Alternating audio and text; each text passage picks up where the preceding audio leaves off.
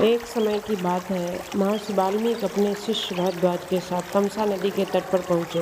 गंगा जी से अधिक दूर न होने के कारण यह स्थान अत्यंत सुंदर और शांत था। नदी का जल स्वच्छ और निर्मल था, जैसे सत्पुरुष का मन। वाल्मीकि जी ने नदी की पवित्रता को निहारते हुए कहा, भारद्वाज देखो, इस नदी का जल कितना स्वच्छ है। इसकी पवित्रता मन को शांति प्रदान करती है। यही मेरा स्नान स्थल होगा। शिष्य भारद्वाज ने तुरंत मुनि को अलकन वस्त्र प्रदान किया। महर्षि वाल्मीकि नदी के किनारे खड़े होकर प्रकृति की अनुपम छटा का आनंद लेने लगे। इसी बीच उनकी दृष्टि पास ही के एक क्रोंच पक्षी के जोड़े पर पड़ी। वे दोनों प्रेम में मग्न थे और मधुर स्वर में गा रहे थे। उनकी चहचहाहट वातावरण को मधुरता से भर रही थी। तभी एक क्रूर निषाद ने वहां आकर अचानक तीर चला दिया। तीर सीधे नर पक्षी को जा लगा। पक्षी खून से लथपथ होकर तड़पने लगा और कुछ ही क्षणों में पृथ्वी पर गिर पड़ा।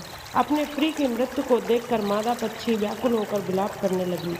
उसका करुणा रुदन समस्त वातावरण में गूंज उठा। यह हृदय विदारक दृश्य देखकर महर्षि वाल्मीकि का हृदय भी वेदना से भर उठा। उनकी करुणा उमड़ पड़ी और उनके मुख से स्वाभाविक रूप से एक श्लोक निकल पड़ा। मां निषाद प्रतिष्ठाम त्वगमः शाश्वती समः यत् क्रौच मिथुनादेकम वधि काम मोहितम। अर्थात, हे निषादराज, तुझे कभी शांति न मिले, क्योंकि तूने प्रेम में मग्न इस क्रोच पक्षी के जोड़े में से एक का वध कर दिया। महर्षि वाल्मीकि इस शोकमय अनुभव से व्यथित हो उठे। उन्होंने अनुभव किया, उनके मुख से जो शब्द निकले हैं वे अनायास ही छंदबद्ध हो गए। इस प्रकार संसार का पहला श्लोक जन्मा।